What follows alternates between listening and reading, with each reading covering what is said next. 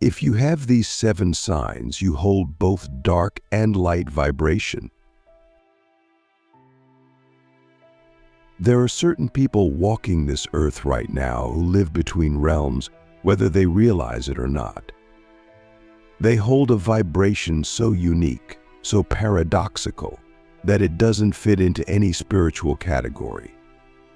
They are not only light, they are not only dark, they are both. They carry the codes of duality integrated within them. And if you're watching this, there's a strong chance you're one of them. But how do you know for sure? What are the signs? What does it feel like to carry both divine light and sacred darkness in your soul? This isn't just about aura colors or personality traits. This is about the energy blueprint of your very being, and I'm going to walk you through it, slowly, deeply, truthfully. But I won't give you a list and leave you with surface-level answers. I'm going to take you into the experience of each sign, so you can feel it, so something inside you either recognizes itself or doesn't. Either way, you'll know. Click subscribe to this channel to get more profound spiritual lessons.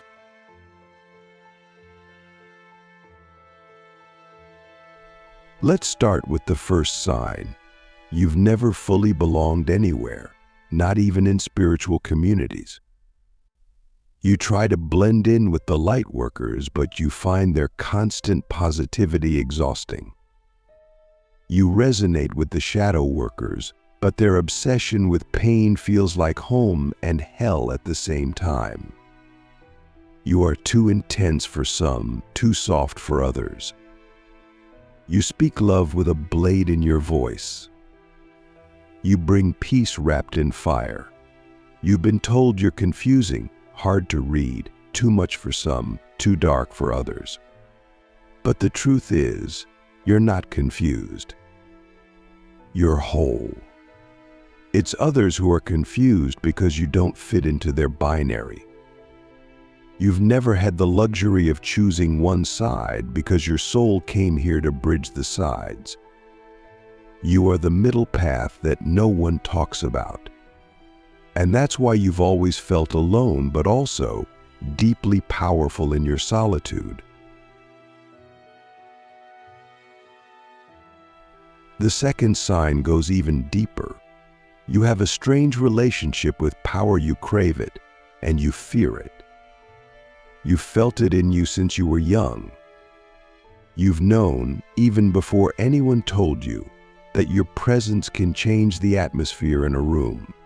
People notice. Some admire you. Others are intimidated and don't know why. You've broken people without touching them. You've healed people without meaning to. You've said truths that shattered illusions, even when you didn't want to. That kind of power is not normal. It's not something you can train into. It's something ancient, something encoded in your soul. But because no one taught you how to handle it, you've either suppressed it or abused it. You've dimmed your light to be accepted. Or you've burned others when your shadow ran wild. And the reason this duality exists is because you were never meant to choose between power and purity. You were meant to merge them. You are power with heart, fire with compassion. And that combination is rare, dangerous, or divine. The third sign is that you faced extreme initiations, not just difficult moments, but soul-level initiations that broke your identity, shattered your ego, and left you questioning everything. You didn't just go through a breakup. You died and were reborn. You didn't just lose a job. You lost your sense of self, your illusion of control, your entire worldview. And every time you rise, you come back clearer, sharper, deeper. You don't heal like others. You don't just recover, you alchemize. You take pain and turn it into wisdom. You take betrayal and turn it into vision.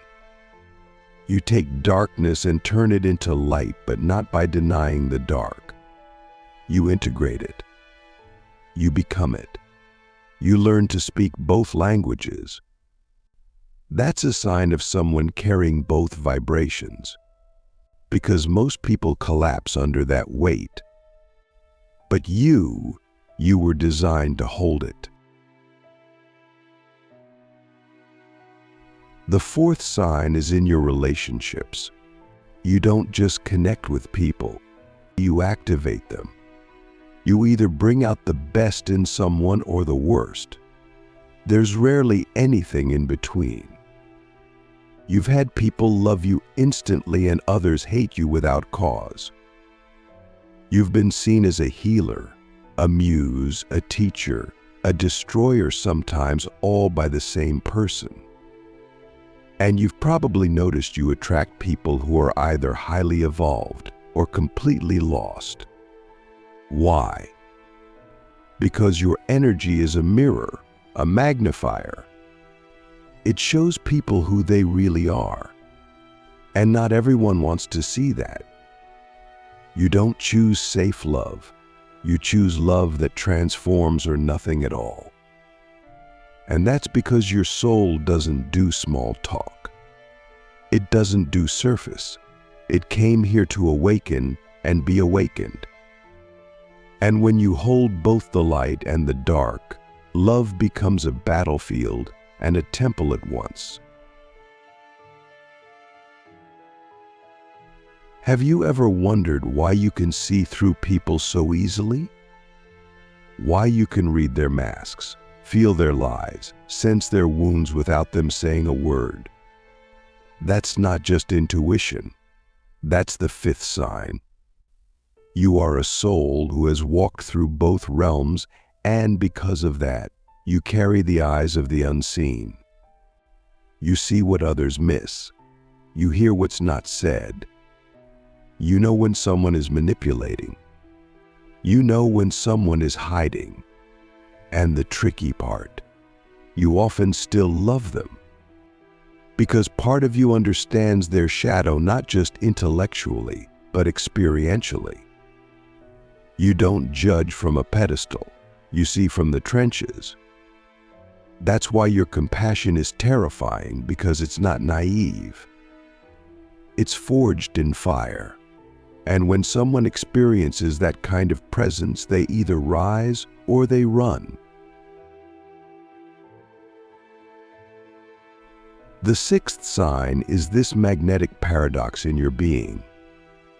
You are both deeply spiritual and deeply primal. You can meditate for hours, speak with angels, channel divine wisdom, and yet you also feel rage, lust, grief, wildness. You crave the sacred and the sensual. You understand the void and the vision. You can be the monk and the warrior, the lover and the destroyer. And you've probably struggled with this, felt too much or not enough of either. But this isn't dysfunction. This is integration. You are not here to be pure. You are here to be whole. And being whole means honoring every part of you, not just the ones that are Instagram worthy. The world doesn't need more perfect people. It needs more real ones. And you, my friend, are as real as it gets. Now we've arrived at the seventh and final sign, and this one might shake something loose in you. You have always known, on some level, that your life is not fully your own. You felt guided by something beyond logic. You've experienced synchronicities that go beyond coincidence. You've heard the voice inside, not the voice of fear, but the voice of knowing. You followed it even when it made no sense. You've lost everything and still felt that something was pulling you forward. And here's why you were chosen. Not in an egoic way, not in a superior way, but in a soul contract kind of way. You agreed before you were born to carry both the light and the dark, and to walk through both sides, to integrate them in your being, and then to show others what that looks like.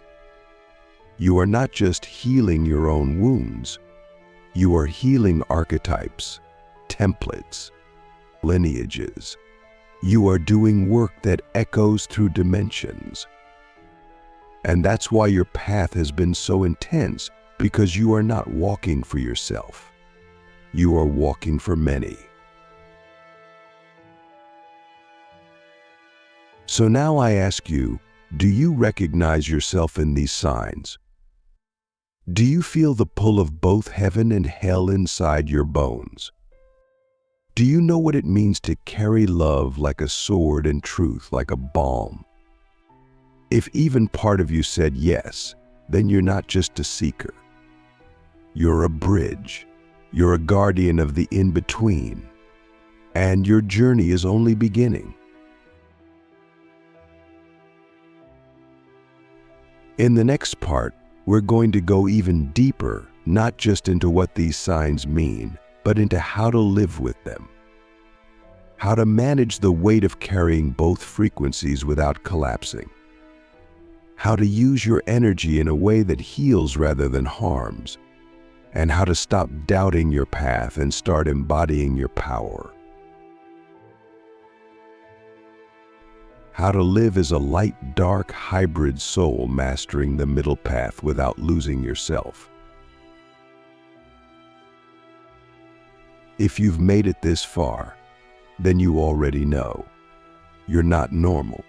You're not here to play it safe, to fit in some spiritual mold, or to spend your life trying to be all light or all dark. You're something else. You are the hybrid, the soul that chose to embody both. And now comes the real question. How do you live like this without losing your mind? Without collapsing under the weight of your own energy, without becoming a walking contradiction that eats itself alive? That's what we're going to explore right now. Living as a light-dark hybrid soul is not about balance, not in the way most people talk about it. Balance makes it sound like you're trying to keep two opposing forces from destroying each other. But that's not what this is. This isn't about keeping peace between your light and your dark. It's about learning how to let them dance, and then directing that dance with wisdom. And the first key to doing that is understanding your inner polarity pattern. Every hybrid soul has a dominant current. Some lead with light and carry the dark underneath. Others lead with darkness and hold light at their core. You need to ask yourself, when you enter a room, when you speak truth, when you love what leads, is it your fire, your rawness, your intensity? Or is it your softness, your openness, your grace? Your answer doesn't define your worth, but it does shape your strategy for living. You must know which energy leads and which supports, because when you try to suppress either, you create distortion. But when you let one lead and the other support, you move with purpose, not confusion. Second, you need spiritual structure, or your dual nature will consume you. This is where most hybrid souls fall, not because they're weak, but because they've never been given a framework strong enough to hold both their grace and their chaos. You need rituals that anchor you, not just fluffy affirmations or surface meditation. I'm talking about real, embodied practices that allow your nervous system to regulate the extremes of both your light and your dark. You need days where you fast from input, no noise, no scrolling, no energy bleeding. You need grounding practices when your shadow starts to spiral. You need breath work to purge fire. You need stillness to hear your light whisper to you again. And most importantly, you need non-negotiable space for reflection daily, weekly, monthly. Not to judge yourself, but to track your energy. Ask yourself each night, was I leading from clarity or from wound? That question alone will save you from half the chaos you unconsciously create. Now let's talk about the third key, mastering emotional power. If you hold both light and dark vibration, your emotional field is not average. You feel things deeply, but not like sensitive empaths who just absorb. No, your emotions are elemental. They are forces. They are weapons. They can heal and they can destroy. Your joy can intoxicate. Your grief can drown a room. Your anger can shake someone to their core. Which means if you don't know how to properly channel your emotions, you will either suppress them until they explode or express them in ways that leave scars. So what's the solution? Learn to ride the wave without becoming the wave. When rage rises, don't run from it, give it a ritual. Scream into a pillow. Move your body. Shake. Let it move through you. When tears come, don't intellectualize them. Let yourself collapse. Let yourself feel like you're dying, because that's how you're reborn. But always return to center. Always come back to stillness. You're not here to live in the storm. You're here to command it. And then comes the fourth and perhaps the most difficult key, navigating relationships when you carry both frequencies. This is where most hybrid souls suffer the most, because you don't do shallow connections. You don't do normal love. You don't do surface friendships. Your energy either awakens someone or triggers them, often both. And you've probably had people fall in love with your light, only to run from your darkness. Or people be drawn to your wildness, only to reject your softness. You've been too much for some, not enough for others. And somewhere along the way, you started to believe that maybe you're the problem. But you're not. Your presence is simply a mirror they can't escape. And that kind of presence is not for the faint of heart. So here's the truth no one tells you. You need people in your life who have also walked through fire, who don't run from intensity, who don't mistake your silence for distance or your passion for anger. You need mirrors who see your full spectrum and don't flinch.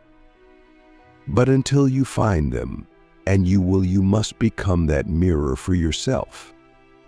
You must stop abandoning parts of you just to be loved. You must stop dimming your power just to be accepted. You must stop apologizing for your wholeness. Because the right ones won't just love your light or your dark, they'll love the alchemy you've become. And I want to say something to the part of you that still feels broken. The part that thinks, if I really held both light and dark, I would have figured it out by now. I wouldn't still be struggling. That voice is lying to you. You are not behind. You are not late. You are not losing. You are simply learning how to hold more voltage than most humans ever will. And that takes time. That takes deaths. That takes lives lived in a single lifetime. You are not here to be linear. You are here to become a living paradox and to master that paradox until it becomes your medicine. So now I ask you, what part of you have you been hiding because you thought it was too much? What fire have you been suppressing? What softness have you been ashamed of? What power have you been leaking because no one taught you how to contain it? This path is not about perfection. It's about presence. It's about showing up in your full spectrum every day, even when it terrifies you, even when it costs you people, even when it breaks your image, because that's what this world needs. Not more polished gurus, not more spiritual influencers, but real ones. Hybrid souls who don't just talk about light and dark, they embody both. They carry thunder and stillness in the same breath. They walk into chaos and become the eye of the storm. They don't choose between the angel and the demon. They become the sacred force that holds them both. You are the living portal why hybrid souls are the future of human evolution. You didn't come here to fit in. You didn't come here to be safe. You didn't come here to follow the script. You came here to change the script, to write a new frequency into the human story. You are not just carrying both light and dark, you are the fusion point between them. You are what happens when the universe wants to evolve through paradox. When the soul decides to hold fire and water in the same vessel and not spill a single drop. That's not just rare, that's revolutionary. And if you've ever wondered why your life has felt more intense, more chaotic, more sacred, more confusing than anyone else's, you know this is why. Because you're not just a person, you are a living portal. And when you walk into a room, you don't just walk in, you shift the field. But here's the truth you must hear now. Being a portal is not just poetic. It's a responsibility. Because when you carry both dark and light vibration, you are constantly transmitting. You're not neutral. You're not hidden. Your energy is loud, even when you're silent. What you think, feel, and believe ripples out into the people around you. It activates, it triggers, it awakens. And if you're unconscious of what you're transmitting, your energy becomes chaotic. You may start attracting drama you didn't ask for, confusion you didn't understand, resistance that feels personal. But it's not personal, it's energetic math. The world feels your frequency and reacts sometimes violently, sometimes reverently, but it always reacts. So the first step in stepping into your mission is to own your broadcast. Every day, ask yourself, what am I transmitting right now? Is it alignment or distortion? Is it clarity or chaos? Is it power or avoidance? Is it love or control? Because when you own your broadcast, you stop being a storm people survive, and you start being a weather system that nourishes their evolution. And this leads us to something deeper, why your soul chose this hybrid path in the first place. Most people don't know this, but souls that carry both light and dark are timeline disruptors. You came here to break cycles not just for yourself, but for your lineage, your culture, your generation. You are the one who said, "The pain stops with me." You are the one who said, "The false light ends here." You are the one who said, "I will walk through hell if it means I can pull heaven down through my bones." That kind of soul doesn't get an easy life, but it gets a sacred one that echoes through dimensions. You're not just here to talk about shadow work. You're here to embody transmutation. You're not just here to meditate and manifest. You're here to alchemize karma in real time. You're not just here to ascend. You're here to descend into the roots of this earth and bring heaven with you. The world doesn't need more people floating above it. The world needs embodied souls who can sit in the middle of grief, rage, beauty, ecstasy, and still say, "I am here. I am whole. I will not run." And what's wild is that your mission might not look spiritual at all. You might be a parent breaking generational trauma. You might be an artist channeling frequencies into form. You might be a leader who speaks to boardrooms but carries codes in your voice. You might be a lover who teaches people what it means to be truly seen. It doesn't matter what it looks like. What matters is that you stop waiting for permission to begin. The world is not going to recognize you first. You have to recognize yourself. So let's talk about how you lead not with ego, but with embodied polarity. Leading as a hybrid soul means you don't lead from hierarchy. You lead from frequency. You don't need to convince anyone. You don't need to shout. You don't need to dominate. You simply stand in your truth, your full, messy, honest truth, and that presence alone starts rewiring the people around you. When you speak, something ancient wakes up. When you cry, something sacred is released. When you walk away from what no longer serves, you give others permission to do the same. That's leadership, not performance, not perfection, presence. But to lead this way, you must stop doubting the chaos that shaped you. Stop trying to sterilize your story. Stop hiding the darkness that made you holy. You think your power is in your light, but it's not. Your real power is in how you've held the tension between both. How you've sat with your shadow and didn't run. How you've loved when you could have closed. How you've kept walking when no one clapped. That's what makes you a portal. That's what makes you unstoppable. And now we must speak to the final piece, your legacy. Not in the egoic sense, not in the build a brand or be famous way, but in the soul sense. The vibrational imprint you leave behind when your body is gone.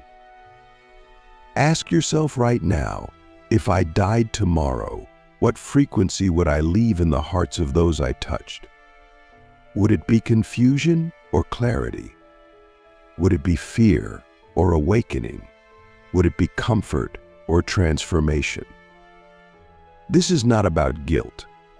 This is about alignment. Alignment with the truth that every moment you are alive, you are planting energetic seeds, and you get to choose what grows.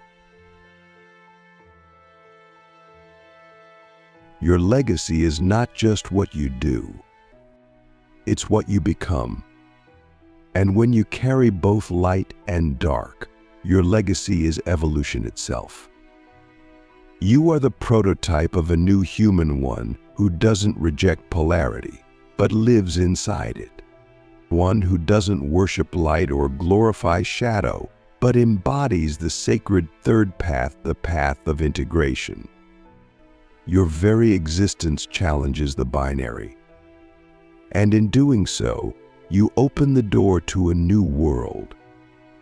So I'll leave you with this. You are not broken. You are not confused. You are not lost. You are becoming. And what you are becoming is dangerous to illusion and sacred to truth. Let them misunderstand you. Let them fear you.